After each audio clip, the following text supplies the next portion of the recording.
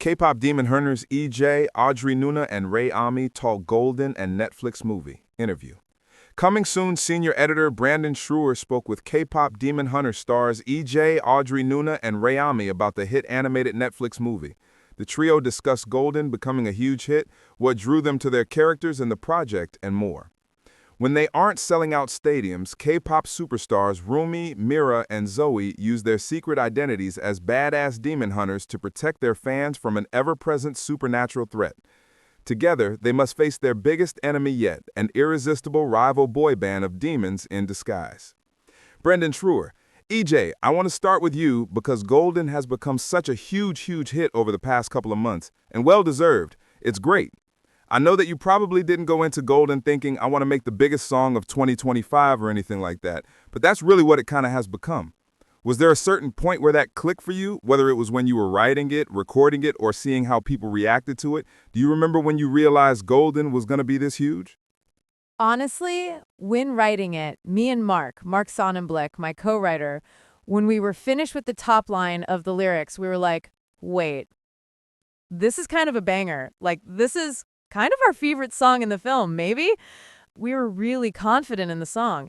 But to get to this level, we did not expect at all. Honestly, just seeing the song manifest itself and the whole movie just breaking the fourth wall by actually charting in the real charts was just so crazy to see and serendipitous. So, yeah, I think we didn't expect it, but that's when I felt it. When the Billboard charts and just seeing it go up and up and up in the Spotify charts, that was insane.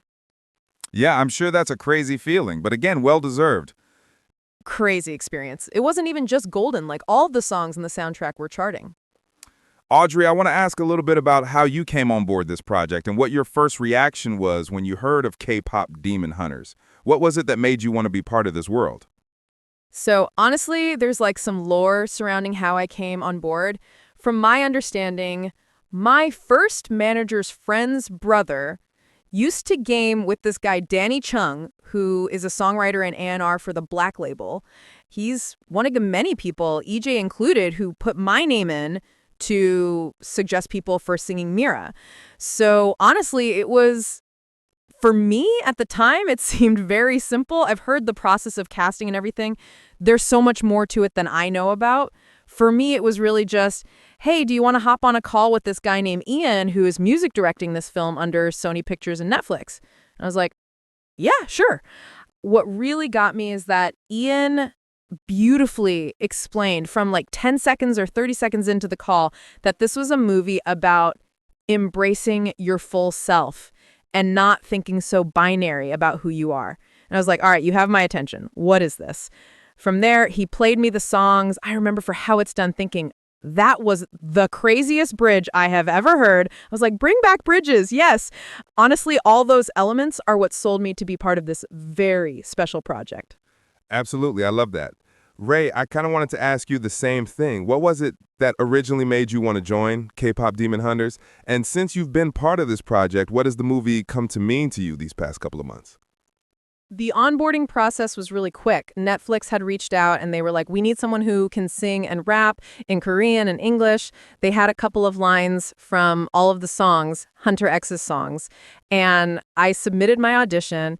The thing that got me is that it's about Korean culture. It's about a badass group of girls fighting demons, and it's an animated musical film. I was a huge theater nerd in high school. Having all of my interests outside of music clash into one, I had to jump at the opportunity. I'd be a fool not to. I submitted my audition. 3 days later, they came back and they were like, do you want to be Zoey? I'm like, of course. And ever since then, I think, obviously we did the recording process, but I think post-premiere, it's just been very heartwarming to see people resonate with each of the characters, but also I feel so seen and heard, truly, if I'm being honest. Seeing the comparisons, not that Zoey is entirely me, but there are so many parts of me that I see in her. We're pretty kind of identical.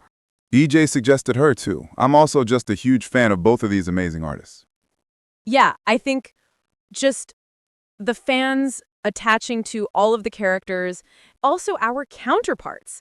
Yoo Ji-young, Arden Cho, and Mei Hong killed it.